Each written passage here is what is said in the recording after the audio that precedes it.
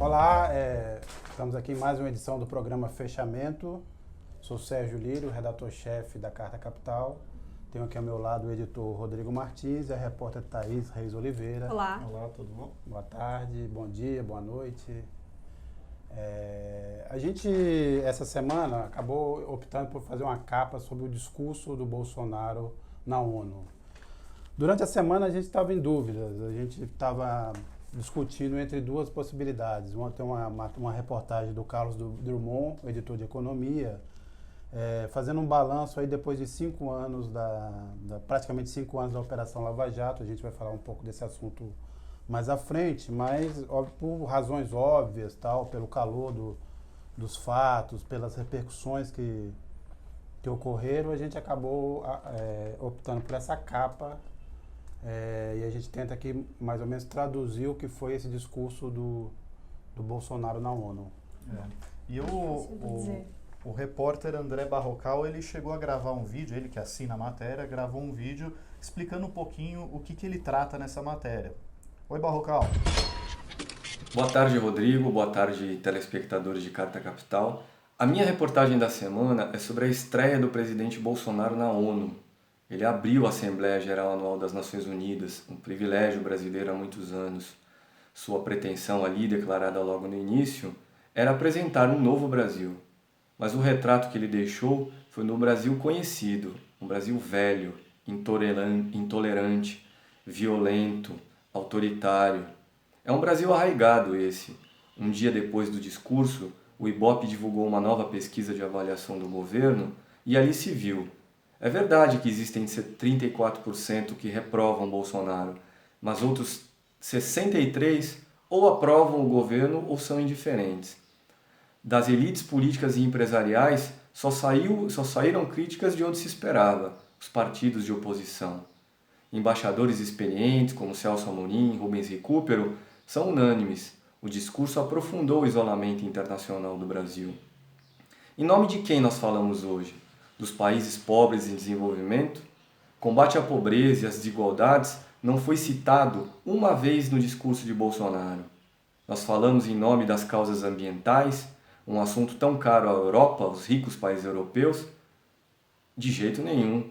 Bolsonaro negou problemas na Amazônia, destruição, devastação, não apresentou uma medida sequer de seu governo em defesa, em proteção do meio ambiente, proteção da Amazônia.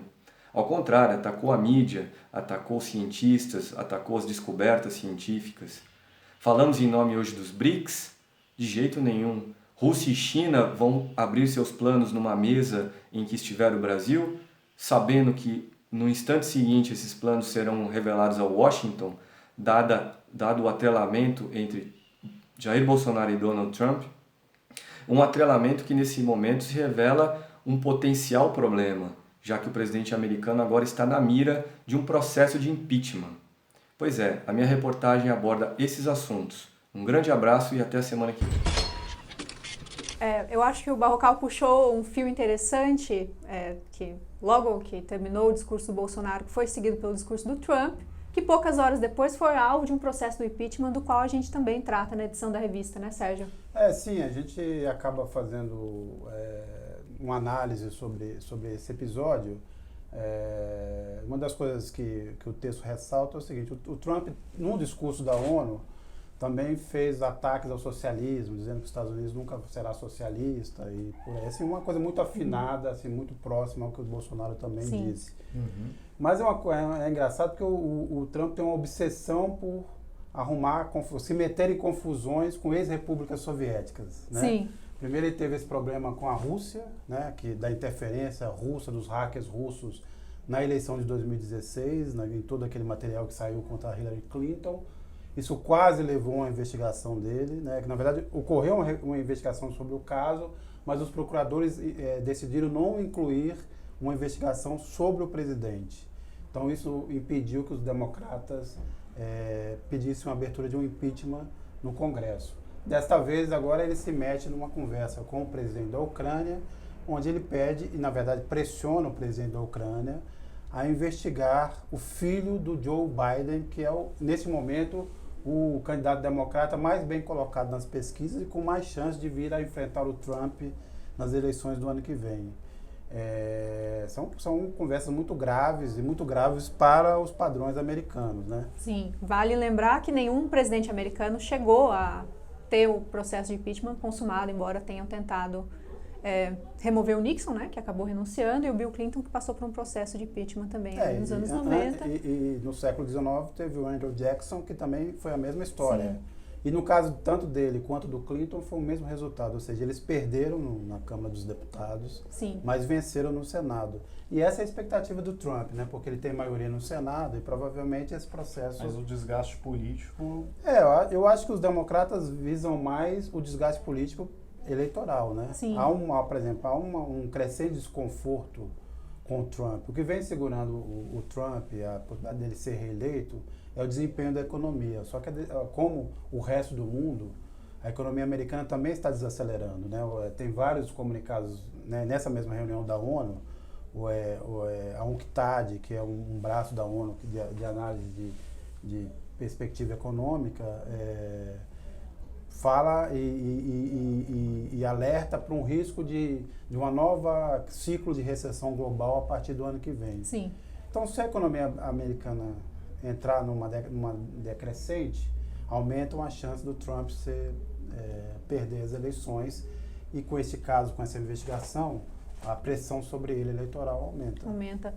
Mas não pode haver também um backlash, né? Perdi a palavra agora, contra o Partido Democrata, porque conforme essa investigação avança, eles podem talvez descobrir que esses negócios do filho do Biden na Ucrânia são problemáticos, né? Que tem alguma coisa ali, porque no caso do impeachment do Clinton, eu lembro que o Partido Democrata sofreu, né? Depois consequências da abertura desse processo. Não, sim, tem esse risco, mas os democratas estão com uma série de candidatos, né? Na verdade, o que não faltam são candidatos os democratas. Sim. O Biden está bem agora, é o que mais arrecada, é o que aparece mais bem colocado nas pesquisas, mas você tem outros segura, nomes, né? Você tem a Elizabeth Warren, tem outros nomes, o próprio Bernie Sanders e tal. Então você tem alternativas. Eu acho que será pior para o Trump agora. Saiu uma pesquisa também nesses dias nos Estados Unidos, dando a entender que 55% dos americanos apoiariam o impeachment se ficar provado que o Trump agiu para arrumar informações de forma ilegal contra um adversário político. Né? Sim. Uhum. Quer dizer, lembra um pouco o caso Watergate nesse sentido, né? De você usar uma rede de informações para atingir o adversário. Sim. Embora continue sendo nesse momento uma situação muito mais confortável para ele do que foi o caso do Watergate, mas eu acho que tem ainda uma longa investigação, e é sempre a mesma história, mesmo que você comece um processo desse e ele seja mais ou menos controlável pelas forças políticas americanas, sempre há um risco de degringolar, né? Aparecer uma informação. Né? Por muito tempo as pessoas acharam que o Clinton não seria caçado na Câmara dos Deputados, até que informações finais lá, na reta final, nos últimos meses, nas últimas semanas, levaram a essa conclusão, que depois ele foi salvo pelo Senado. Aliás, nessa edição, a Thaís ela traz uma matéria muito interessante sobre o Instituto Butantan, que é um dos maiores laboratórios públicos do país, grande produtor de vacinas, e que está mudando um pouco a sua finalidade, a sua missão. Fala um pouco sobre isso, Thaís. Então, é isso, né? Como você falou, o Instituto Butantan é uma das maiores referências brasileiras na produção tanto de soros, né? Soros contra picadas de animais, quanto de vacinas. Eles produzem vacinas contra 2 tipos de hepatite, contra o HPV, contra a raiva. E a instituição passou por muitas transformações, né, nos últimos anos, mas agora tem seguido um caminho um pouco diferente, né? E tem um caso que eu gosto de usar bastante para exemplificar essa mudança, porque todos os postos de saúde brasileiros, desde junho, estão sofrendo com a falta de uma vacina chamada pentavalente, que é uma vacina que você dá para recém-nascidos, né, que são precisas 3 doses, para evitar doenças que podem ser fatais para crianças tão pequenas. E essa vacina está em falta porque o único laboratório que produzia, que é um laboratório da Índia, teve os últimos lotes reprovados pelos testes da Anvisa. Então, era uma vacina de má qualidade. Só que a questão é que essa vacina, já houve movimentos para produzir essa vacina no Brasil. Você não precisar importá-los e ficar sujeito aí a qualidade de laboratórios que ninguém conhece e a essas demandas ali do comércio exterior. E o próprio Instituto Butantan recebeu mais de 50 milhões do Ministério da Saúde para produzir essa vacina no Brasil. Eu conversei com o Instituto e eles dizem que esse repasse, na verdade, não se concretizou. E, enquanto isso, os postos estão sofrendo, né, com a falta de vacinas. Só que não quer dizer que o Instituto esteja menor, porque a sede do Butantan, que fica na cidade universitária, está, na verdade, passando por uma transformação enorme e eles esperam construir, caso seja liberado um dinheiro do BNDES, uma sede de 7 andares que vai produzir outros tipos de vacinas. Só que não são vacinas para suprir a demanda do SUS e da saúde pública, são vacinas para tratar de um outro caminho que o Instituto vem seguindo, que é produzir medicamentos para o mercado privado. Em que medida isso tem relação com a política do Dória, de privatizações? Você acha que tem alguma... Tem uma relação bem explícita, porque logo no começo do ano, quando o Dória foi eleito, ele foi a Davos vender, né, eu acho que a palavra é essa exatamente, os ativos de São Paulo, tanto empresas estatais, concessão de estradas, e entre eles o Instituto Butantan. O plano do João Dória é transformar o laboratório no maior produtor de vacinas do mundo. É um plano bastante ambicioso. Só que os funcionários do Instituto reclamam que esse projeto está deixando de lado a principal função do Butantan, para a qual ele foi criado há 100 anos atrás, que é produzir medicamentos, fazer pesquisas voltadas para a saúde pública. Então, há uma preocupação bem interessante, é disso que eu trato na matéria, que estejam desvirtuando a função desse instituto e que, mesmo que ele se torne, né, um laboratório desenvolvido, a saúde pública brasileira fique desguarnecida, né? Sem soro, sem remédios, que esses remédios fiquem muito caros para a população, que é o caso dessa vacina que está faltando, por exemplo, nos postos de saúde. A dose delas na rede privada custa mais de R$200, né? E não são todas as famílias que podem pagar. Então, é um material bem interessante, espero que quem lê a revista goste. Thaís, em tese, na verdade, seria possível fazer um misto das coisas, né? Daria para você ter uma vertente do Butantan, vamos dizer assim, mais mercadológica, e que gerasse uma receita extra, e essa receita, em parte, poderia ser aplicada, porque um dos grandes problemas do Brasil é o desenvolvimento de medicamentos para doenças locais ou para demandas locais. Exato. Tanto quando você fala de doenças tropicais, quanto desses atendimentos básicos do SUS. Se você fazer isso com o Butantan, se você tem um desmonte de outros laboratórios Brasil afora, né? Sim. Daqui a pouco você vai ficar dependente de uma importação de medicamentos que não tem sentido. E eu lembro, assim, um dos pontos assim, muito falados pelos especialistas industriais da indústria brasileira é que uma das possibilidades de reindustrialização do Brasil são as compras do SUS, ou seja, o SUS é um sistema tão grande, lida com tanto dinheiro, que seria um bom caminho para a gente criar, né, uma demanda industrial forte, e requalificar o Brasil nesse cenário internacional. Aliás, o ex-ministro José Gomes Temporão enfatiza muito isso, né? Que o Brasil tem um potencial para explorar essa cadeia produtiva. Exato. E esse é um movimento que até havia começado pelo Ministério da Saúde, mas que está parado, né, desde o começo do ano, que envolve, por exemplo, a Bahia Pharma, né, que é um laboratório do governo baiano, que em parceria com uma empresa ucraniana começaria a produzir insulina no Brasil, para que não tivéssemos mais que importar o remédio. Só que esses contratos foram suspensos pelo Ministério da Saúde e continuam suspensos. Então, esse processo de trazer a tecnologia estrangeira para que a produção se dê no Brasil e que a gente consiga fomentar, né, o mercado industrial com a demanda da saúde pública está parado, né? Outro aspecto curioso é que o governo Dória ele está investindo agora no Instituto Butantan, mas um outro laboratório público, a FURP, está em vias de fechamento. Exato, né? sim. É curioso essa... É um caso engraçado. A FURP é importante porque é o maior produtor de medicamentos, né, também do Brasil, remédios, né, de fato, e está ameaçada de fechamento ali porque ela não dá lucro, né, segundo o governo do estado. Só que a própria FURP foi vítima de um processo recente que envolvia corrupção, problemas da licitação com uma empresa privada, E ao invés de tratar esses problemas para que a FURP passe de fato a produzir remédio barato, né, para a saúde pública, eles preferem encerrar, né, encerrar as operações. as operações do laboratório. Eu não quero entrar naquela discussão que foi muito comum no Brasil, quando o BNDES emprestava dinheiro para o Odebrecht para ela fazer o Porto em Cuba, estão dando dinheiro para Cuba e não investe no Brasil, mas o caso do Butantan é o seguinte, boa parte dessa produção, né, Thaís, está na sua reportagem, é direcionada para a China, ou seja, o Butantan vai passar a produzir remédio para exportar para a China, abrindo mão de produzir remédios para suprir a demanda interna. Exato. E a gente só vai entender o impacto, né, dessa produção na saúde pública daqui a alguns anos, né? Embora a cobertura vacinal do Brasil já esteja com problemas, né? A gente tem visto crescer os casos de sarampo, a volta da sífilis, outras doenças, é uma coisa que vai demorar um pouquinho ainda para sentir qual é o peso disso na saúde pública brasileira, né? É básico, né? São doenças que a gente não deveria ver uma criança em São Paulo morrer por picada de escorpião, sabe? Isso não combina com o Brasil do século XXI, ou combina, né? Não sei mais. Dado o discurso do Bolsonaro na ONU, eu acho que tem tudo a ver, né?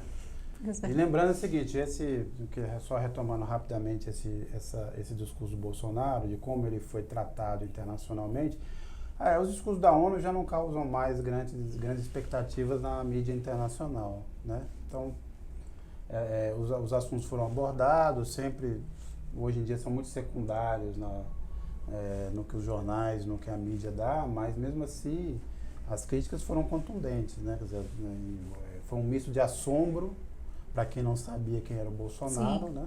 Então, teve quem chamou de ditador, de patético, mas certamente foi mais um passo para isolar o Brasil do mundo. Exato. E o Bolsonaro se pega em relações, porque na verdade a relação do Bolsonaro não é uma relação com os Estados Unidos, é uma relação de amor com Trump, tanto que ele diz lá, I love you pro Trump. Um momento muito de ternura. Esse é o segundo momento constrangedor, né? Porque ele também esnobou, né, o Justin Trudeau, primeiro-ministro canadense. O Bolsonaro é um baita pé frio, né? Não, todo mundo que ele aperta a todos mão, todos os amigos agora estão em Midas dificuldade, ao contrário. né? Você tem agora o Netanyahu numa tentativa, quer dizer, foi permitido ao Netanyahu tentar uma nova composição de governo, mas é pouco provável que ele consiga. Sim. E aí ou Israel vai caminhar para uma terceira eleição, ou vai ser chamado um outro líder, talvez o Gantz, para tentar formar um outro governo. Há uma possibilidade de união, mas o Netanyahu virou um problema, né? Então, talvez... Ele já não é aquele cara super popular que ele era no começo do mandato, né? Um conciliador. De formar maiorias, né? Sim. Bolsonaro arrumou tanta confusão para ter esse amigo e esse amigo vai ficar sem poder. E o Gantz não é um cara que assim, seja muito simpático às ideias, embora seja um cara de centro-direita e tal, o que em Israel significa ser de direita, né? Sim. Não é muito simpático. E a gente teve o caso do Salvini, na Itália, que tentou uma manobra e se deu mal, está fora. O Boris Johnson, no Reino Unido, também corre o risco de perder o mandato rapidamente. E temos o Trump nessa encalacrada. Fora as eleições aqui na vizinhança. A Argentina já era. Com certeza. O Uruguai ainda a grande chance da frente de esquerda, a frente ampla, ficar no poder. E na Bolívia, apesar das dificuldades, o Evo também deve ser reeleito. Então, quer dizer, estão faltando amigos para o Bolsonaro no mundo. E ele não percebe isso e aí continua a comprar briga com a maioria dos... Sim. Mas é que o Bolsonaro parece ser aquele sujeito que se afasta dos amigos para cortejar o seu objeto de paixão, que é o Trump. Que os amigos que sobraram agora, Turquia, Ucrânia, Polônia... Quem mais ali, né? Que continua, né? Que a extrema-direita populista continua firme. Só uma turma uma mesa não muito prestigiosa, né? E Sérgio, o Carlos Drummond, nosso editor de economia, ele preparou uma alentada matéria sobre a Lava Jato, que completa 5 anos, aí com um legado de destruição, tanto no campo jurídico quanto no campo econômico.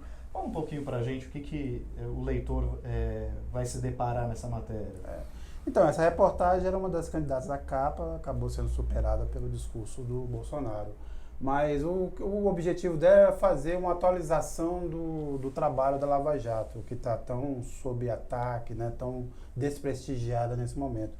E uma conclusão que a gente já tinha notado em alguns momentos, mas agora a gente tem dados mais atualizados, que foi o seguinte: ao contrário do resto do mundo, e principalmente ao contrário do mundo desenvolvido, a investigação de corrupção no Brasil, ela puniu as empresas, mas não puniu suficientemente os acionistas e os diretores envolvidos em corrupção. No mundo inteiro acontece o contrário, né? Se você tem o caso da Volks na Alemanha, você tem o caso das empresas, de várias empresas americanas, você tem o caso da Samsung na Coreia. O que é que acontece? Os responsáveis pelos crimes de corrupção são presos, são afastados da vida pública, são obrigados a pagar multas altas. Perdem o controle da empresa. Perdem o controle da empresa, mas as empresas continuam em nome do emprego e da sua função estratégica. Aqui está se dando o contrário, né?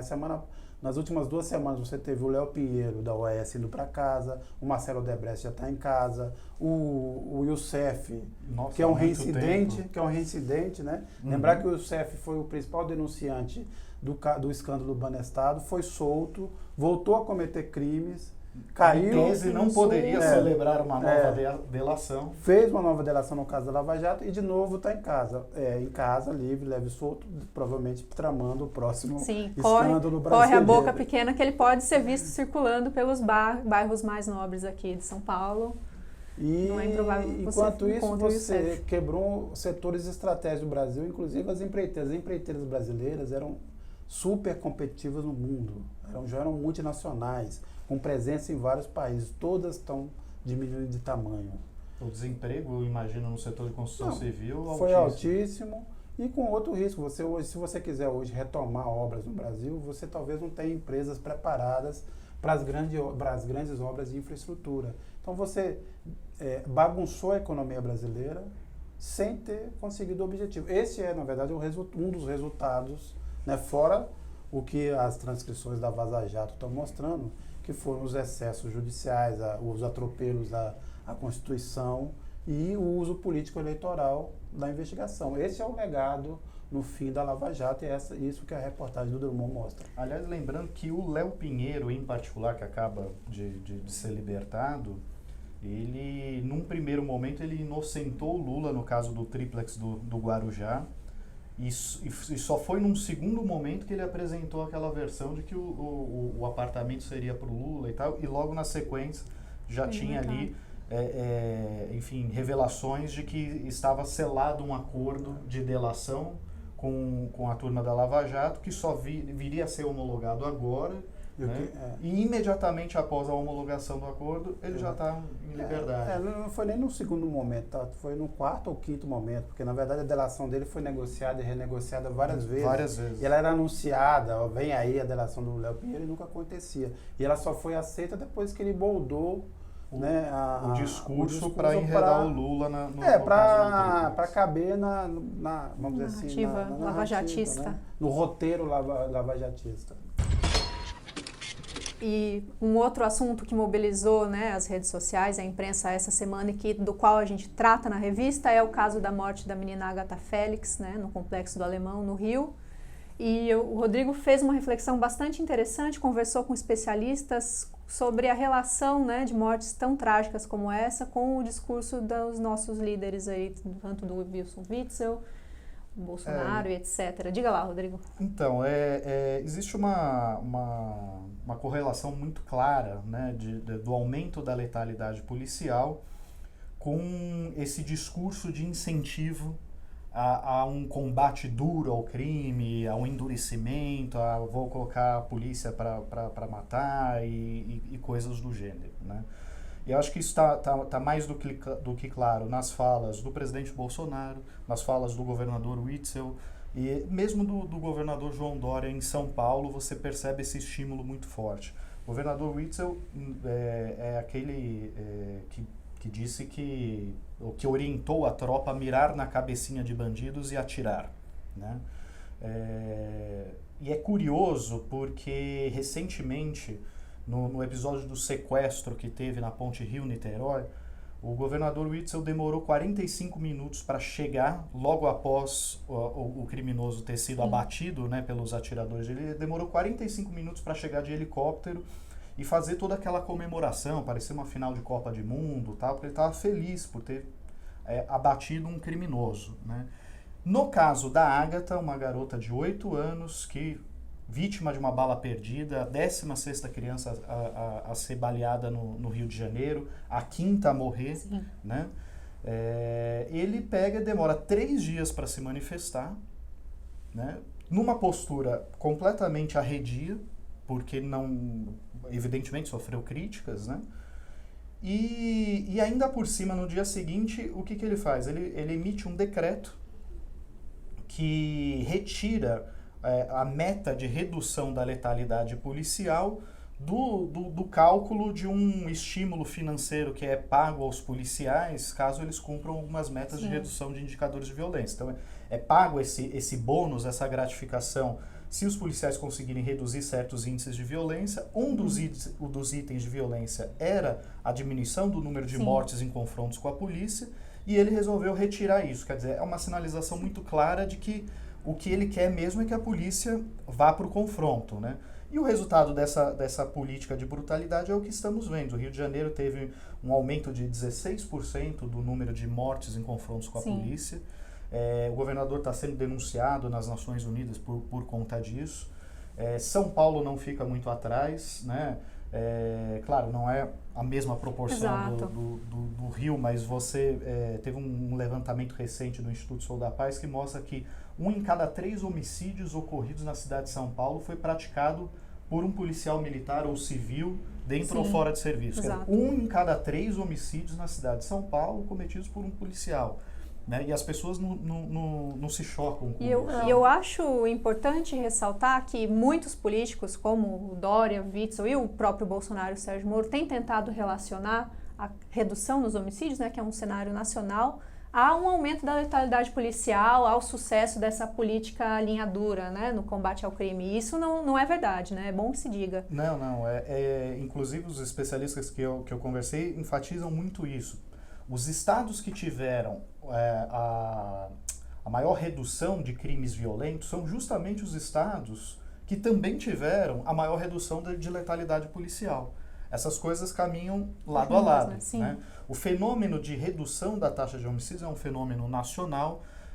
Há vários fatores que explicam. Um deles é o próprio Estatuto do Desarmamento, que acabou com aquela escalada armamentista que vinha desde os anos 80. O envelhecimento da população brasileira, né, sobretudo em estados do Sudeste. Você teve políticas específicas em estados que estavam com altos índices que reduziram. Lembrando também que essa redução se dá sobre uma base brutal, né?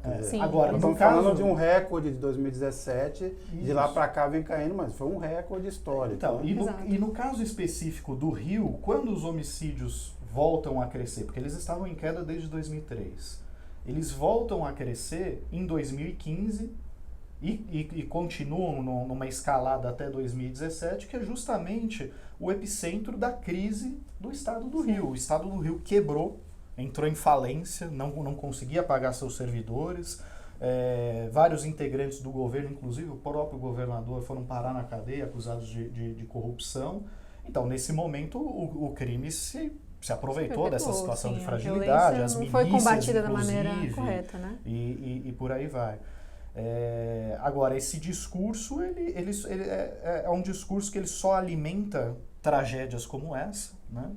E o mesmo governador Dória, que assim, pode não ser tão explícito quanto o Witzel, mas na medida em que ele pega e oferece condecoração para os policiais que mataram 11 em Guararema, né? Ou que ele dá declarações públicas de que ele próprio vai financiar advogados de policiais que matam em serviço, o recado que ele está passando para a tropa é muito claro. Agora, de qualquer forma, dada a fragilidade do Sérgio Moro, a fragilidade política do Sérgio Moro, a popularidade continua razoável, né? Razoavelmente alta, mas ele está frágil politicamente. O Congresso praticamente Deu no fundo, dois recados enterrou, importantes ali, o pacote anticrime. Sim. Já é a 10ª derrota no caso do pacote anticrime. Sim. Não vai sobrar nada do pacote, né? Não nada como eles queriam. E lembrando que é o seguinte, são 8 meses de governo, onde, na verdade, você teve uma contenção de gasto, então não tem nenhuma política que seja adotada. Eles partem na premissa de que a simples presença deles, ou seja, o Bolsonaro na presidência e o Moro na cadeia do Ministério da Justiça, espalhou um terror e um medo Sim. entre os bandidos. Não vou cometer crimes nem assassinatos a partir de agora. A própria Thaís escreveu uma matéria a respeito disso. Sim, faz umas duas edições, né? Se eu não me engano. Né? Então, já está claro ali que não é mérito do governo federal. Pode ser de alguns governos estaduais, mas não do governo federal que não tem nada sequer tem, além de não ter levado adiante, né, as suas próprias bandeiras para a segurança pública, não tem repassado dinheiro devido aos estados. Então, os estados estão com pires na mão e tentando ali, cada um à sua maneira, conter, né, essas ondas de violência, especialmente nos estados do Nordeste, com ações, né, pontuais, integradas e com a Força Nacional, que na verdade são polícias estaduais cedidas, né, pelos estados para essa atuação, e que são pagas ainda pelos estados. Aliás, o único ponto, o único lado positivo dessa tragédia envolvendo a Ágata, se é possível, né, identificar um lado positivo numa tragédia como essa, é que a proposta, né, de ampliação, de alargamento do que é considerado excludente de ilicitude, esse tema que o Bolsonaro incorporou, ele caiu de vez na Câmara essa semana, como o Sérgio falou. O texto do Moro, para agradar Bolsonaro, ele pretendia autorizar o juiz a perdoar metade da pena ou até mesmo deixar de aplicar a pena caso o agente público cometesse algum crime motivado por excusável medo, surpresa ou violenta emoção. Exato. Né? E é interessante porque, assim, tudo isso que ele está narrando, as pessoas imaginam que aplica-se só a policiais. Mas, na verdade, quando o Código Penal menciona agente, ele está falando de qualquer indivíduo que pratica aquele ato. Então, isso valeria também para civis. Então, o sujeito que matou a sua parceira e alega ter agido sobre violenta emoção, porque descobriu um caso de infidelidade ou no meio de uma briga Lembrar do conjugal, infeliz termo crime passional, né? Que felizmente a gente passional. não usa mais. Quer dizer, para vocês terem uma ideia da dimensão do retrocesso. E, felizmente, acho que a Câmara acordou para isso e esse tema foi enterrado. E se as pessoas têm dúvidas sobre a real intenção do Bolsonaro em fazer essa defesa, vale a pena conferir um discurso dele feito em dezembro de 2017. Ele era um deputado, mas pré-candidato à presidência, cercado por uma claque na saída do aeroporto de Manaus. Ele disse claramente: vocês querem saber se eu estou querendo dar licença para a polícia matar? Quero sim. Palavras de Bolsonaro. Bom, eu agradeço bastante a audiência de todos, agradeço a presença do Sérgio, da Thaís. Nós agradecemos a sua presença. Não precisa. Exato. E voltamos numa próxima ocasião com o programa Fechamento. Até mais. Tchau, bom fim de semana. Até lá.